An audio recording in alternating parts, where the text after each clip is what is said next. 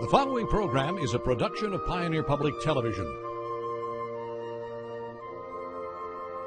This program on Pioneer Public Television is funded by the Minnesota Arts and Cultural Heritage Fund, with money from the vote of the people of Minnesota on November 4, 2008.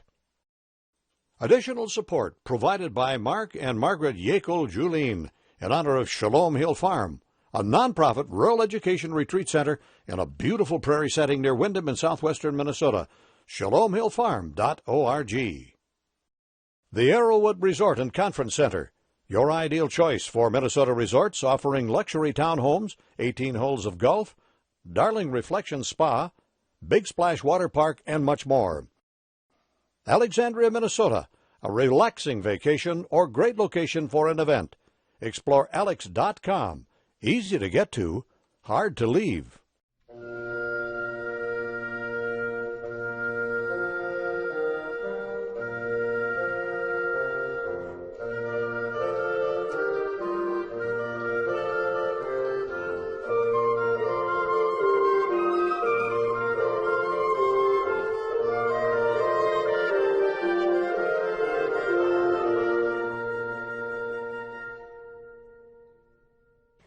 Welcome to Postcards, our weekly look at the art, history, and cultural heritage of Western Minnesota and beyond. This week we'll tell you the story of Minnesotans honoring their heritage through Scandinavian art. First, Gene Tokheim gives us a tour of his studio.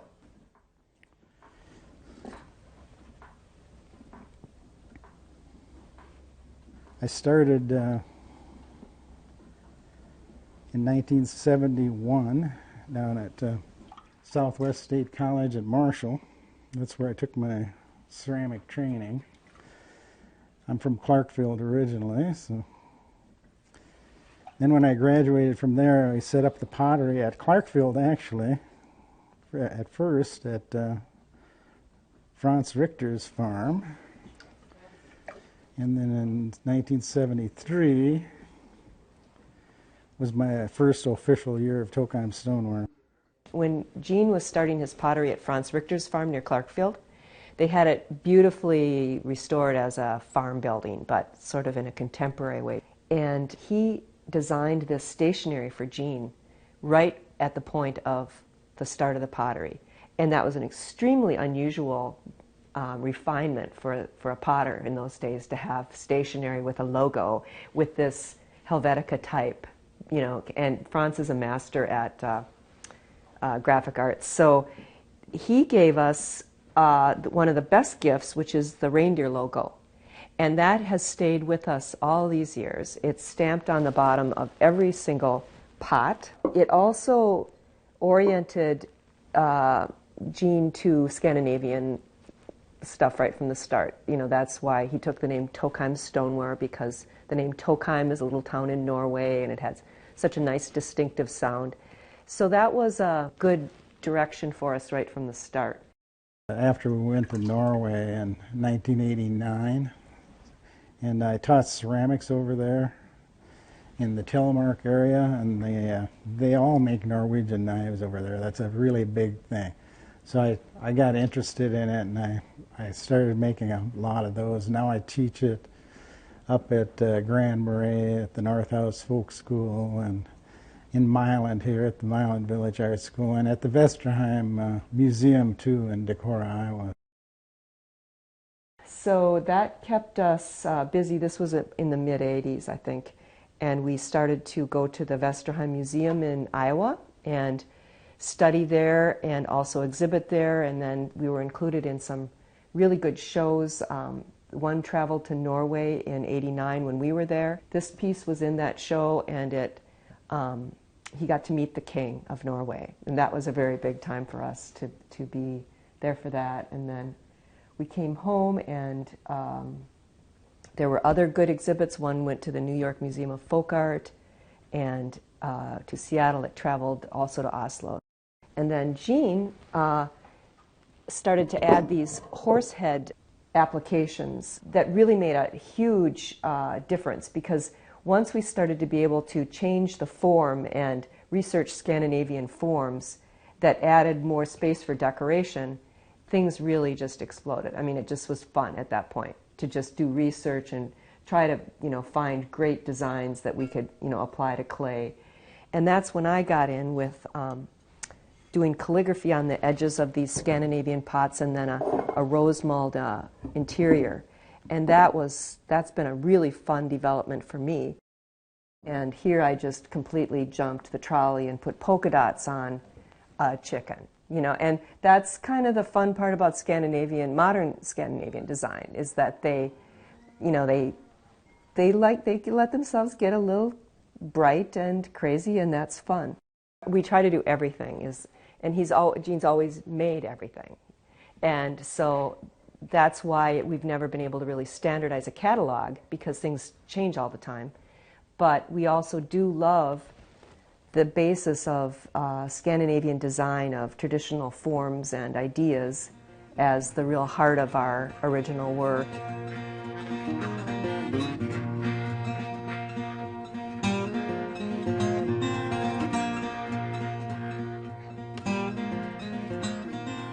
I'm very much a early morning schedule person. I get out here at 6 o'clock and I work until about noon, and then I take a break, and then I come back and work some in the afternoon.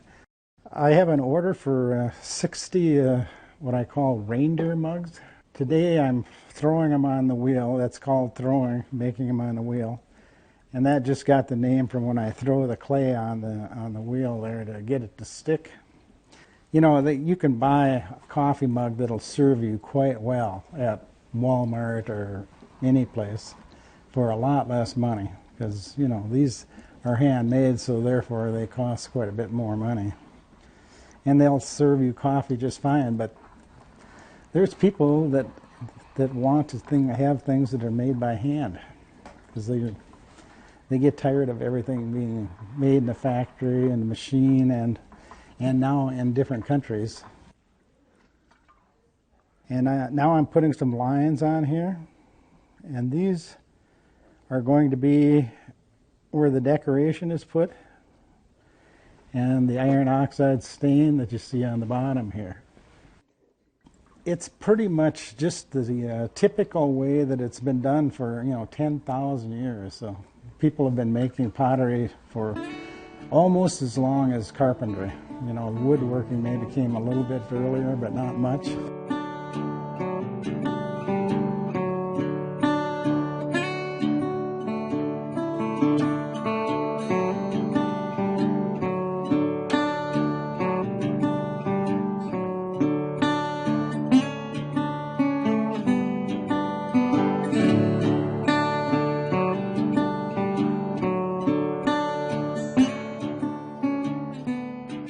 I still love it, yes. And as Lucy was mentioning, we unloaded the kiln yesterday, and it's always just really exciting. It's like Christmas to us, because it isn't a science. The fire that you put the kiln in, it never turns out the same every time. It's just like, sometimes they turn out glorious, and the one next to it, It is a great situation to have two people with different skills and different ways of looking at things.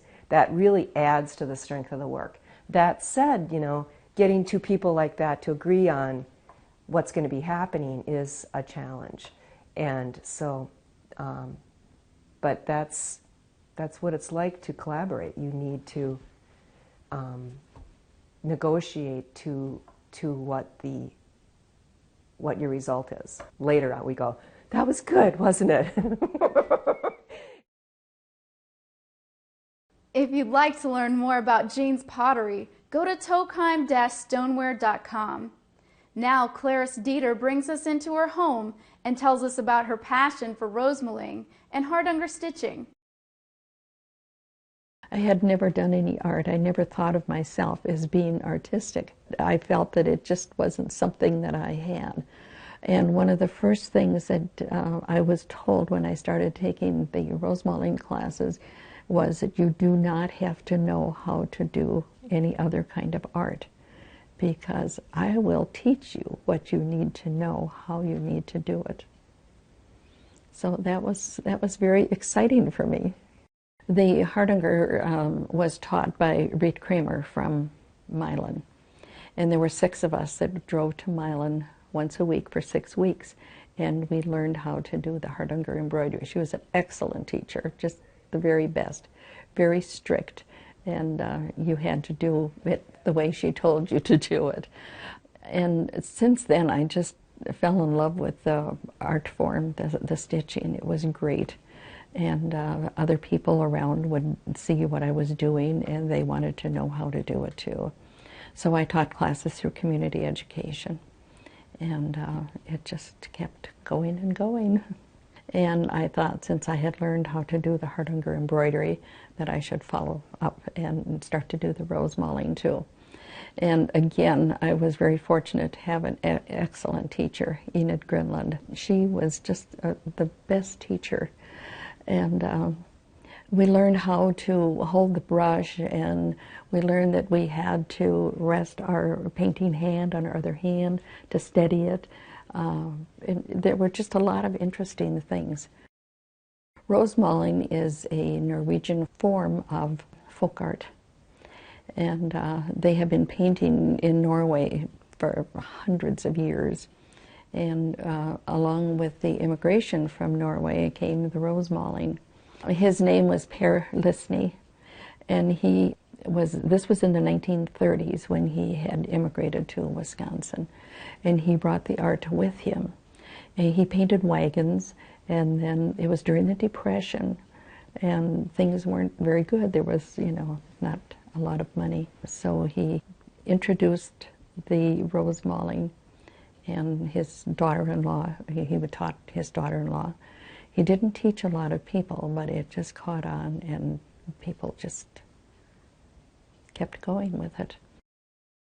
The rose mauling is scrolls, basically scrolls. The C stroke and the S stroke will make up the basic form for the rose mauling, and then you add the flowers in there. So that differs it from the other forms of art.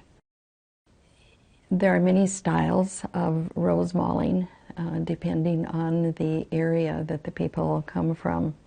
There's the telemark painting, which is what I do mostly. There's the Oos, there's Agder, there's Rogaland, there's Valdres, and I'm sure I'm missing some few because there's many of them. But each one of the regions in Norway has their own style of rose mauling. With the telemark style of rose mauling, the first stroke that you put down is a big C stroke, and then you build your design off that C stroke. You need to move your colors around so you have all of the colors that you are using in all 4 quadrants of the piece. So your eye will follow those colors around.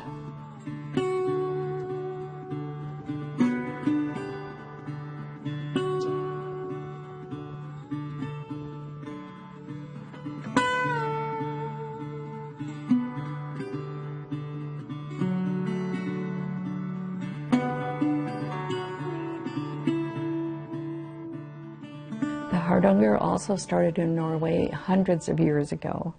The people, once they had woven their fabric, they would take the threads off the edge of that fabric to use for stitching.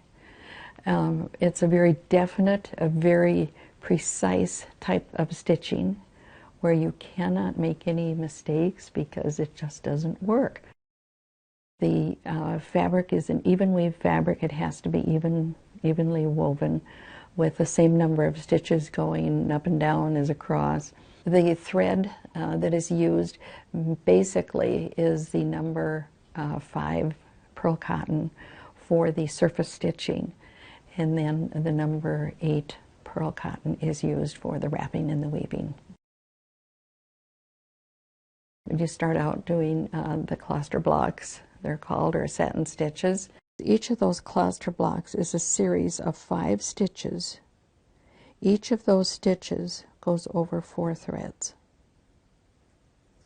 And then you just keep building your pattern from there. There's a lot of cutout work and a lot of wrapping and weaving that goes into that. And that too is very beautiful. With the cross stitch, you also need to work on even weave fabric. Your threads going up and down and going across have to be, the same number of threads per inch. The difference with the hardanger, the fabric has to be woven in an over and under type of weave, whereas with the cross stitch, you can do that on Aida cloth where the intersections are interwoven. You cannot use the Aida cloth for the hardanger embroidery. Just because of the fact that I am 100% Norwegian, I felt that I needed to pursue these forms of art to keep it going and introduce it to my family also. They have been very interested in it and excited about it. I'm teaching my grandchildren to do the rose mauling, and they are really pretty good. So it's exciting, it's fun.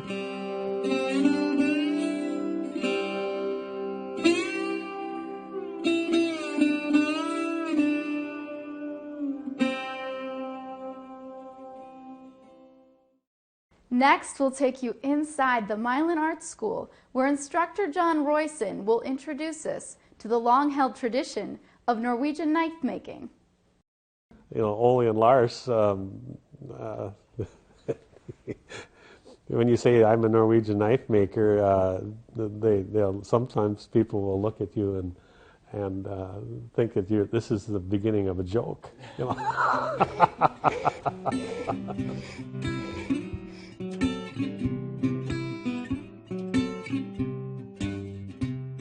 Well, Norwegian knife making goes back to beyond the Viking times, which would have been the case in all parts of Europe. Well, growing up around here, almost everybody in the community that I lived in was Norwegian, and we didn't think much of it. At least I didn't. As I did this more, I became more interested in our heritage, and it's kind of an awakening, because it is a folk art, what we do here. When my son was 12, he did a knife making class taught by Gene Tokheim. And a few years later, when Gene started to teach this class in Milan, I took a class here, and then I just kept on taking classes.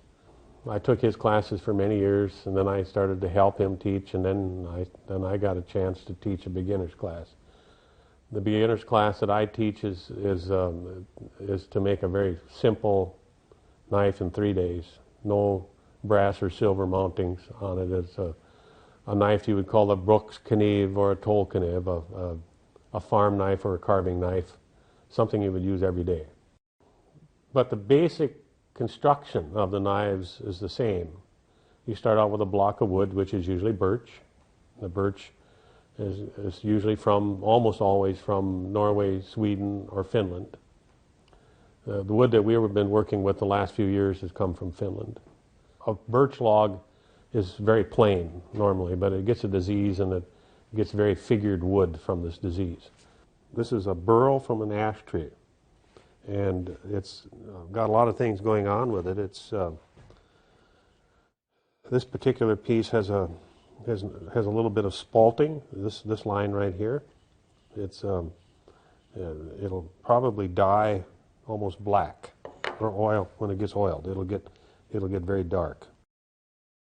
One of the first things we tell the students after they pick their blade out is to put a piece of tape on the cutting edge of their new blade, because it is sharp as a razor. After the student has taped up their blade that they've chosen to make it safe so they don't cut themselves, they've picked out a piece of wood that has been cut out for them already. This is what the wood would look like before the pattern was laid on it. And I chose this shape handle for this blade, and I laid it out for where the blade was going to fit into the wood, drew some lines for guidance. I started rasping with this strange looking little tool that's called a tang rasp. It's used just for this procedure. But this is the part where it's important to try to get this as straight as possible. This is going to determine if your blade is in the handle straight, or if you made a mistake and it got crooked like this. And I've seen it just about this bad. This is to fit the blade to the handle before you can proceed with shaping it with a sander and rasps and sandpaper.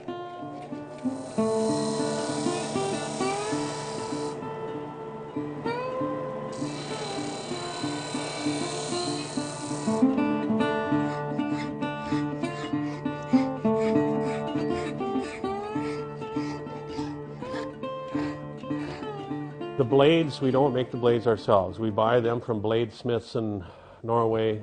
Norwegian blade, you took a small sliver of a thin piece of good high carbon steel and then forge welded a piece of, well, basically angle iron on the two sides of that high carbon steel, and then tempered it after it was welded, forge welded in the charcoal fire. So you had soft steel on the outside and hard steel in the center, and it gave it strength and flexibility. The leather that we use comes from Europe, Italian leather or German leather. It's tanned differently. American leather will not shape a sheath like we sew. Those European leathers make a superior sheath. Those three basic items, the blade, the wood, and the leather, is all you need to make a knife. The most useful knife, perhaps, for everyday use is the most plain of all handles. No brass, no silver on it, just for everyday use. Simple work knife. So I've been making knives since '98. And so I wear these knives. They're a belt knife. And I wear them every day on the farm and use it just about every day for some reason or another. You cut a piece of twine or trim a piece of wood. Most of these knives do not have long blades for everyday use. Try to stick to the rules of Scandinavian knife making when you make the knife. And you can deviate a little bit on the handle and the sheath. It's just what you prefer in your finished product. And many different districts in Norway have a style all its own. Is close to a telemark style with metal on the ends of the sheath is this antique knife. It's about 110 years old. And it has a birch bark handle and German silver mountings. This is roughly a contemporary version of a telemark knife that I've made. It has just silver on the top, not on the bottom of the sheath. And it's got a Damascus blade, but it has some variations. The silver on where the blade meets the wood is laid in at an angle, which would not have been typical on a telemark style. But the shape is close. There's a competition, different Norwegian and Scandinavian arts, held down in Decorah, Iowa, every last weekend of July at the Vesterheim Museum. And one of the entries is for knife making. But you learn right away that if you thought the knife was pretty nice, invariably you did something wrong. And something as simple as stitching the leather wrong, or maybe the judges just don't like that style. It was an eye-opener, a very humbling experience to enter every year and then to start with win nothing. Your goal is to win a gold medal in this knife competition. You usually accumulate points like 1 or 2 at a time. And in 2007 I had achieved 8 points with that simple knife that I entered that year. Nothing no silver on it, no brass, no metal on it whatsoever. Pretty hard to screw up when you don't have a lot of extra silver and brass on it. There's nothing fancy about this knife. It's very plain. It's a woman's knife. It's got a short handle, a standard length blade, trimmed in reindeer horn. It's fit for a smaller hand. I sewed the sheath on the front with a curved pattern just to make it more unusual. And evidently I didn't make any mistakes. At least the judges didn't count against me, because this one gave me my gold, gave me my highest award. Some are doing it because of their heritage, but we always have a few young people, and their interest in doing this, it's always fun to watch them become enthusiastic doing this. They want to be here, and that's part of the enjoyment I get out of teaching, that they're having a good time. So that is our attempt now to encourage young students. Otherwise, it will die out. As long as we're willing to teach it, I think there'll be people willing to do it. This program on Pioneer Public Television is funded by the Minnesota Arts and Cultural Heritage Fund, with money from the vote of the people of Minnesota on November 4, 2008. Additional support provided by Mark and Margaret Yekel-Julien in honor of Shalom Hill Farm, a nonprofit rural education retreat center in a beautiful prairie setting near Windham in southwestern Minnesota. ShalomHillFarm.org. The Arrowwood Resort and Conference Center, your ideal choice for Minnesota resorts offering luxury townhomes, 18 holes of golf, Darling Reflection Spa, Big Splash Water Park, and much more. Alexandria, Minnesota, a relaxing vacation or great location for an event. Explore alex.com. Easy to get to, hard to leave.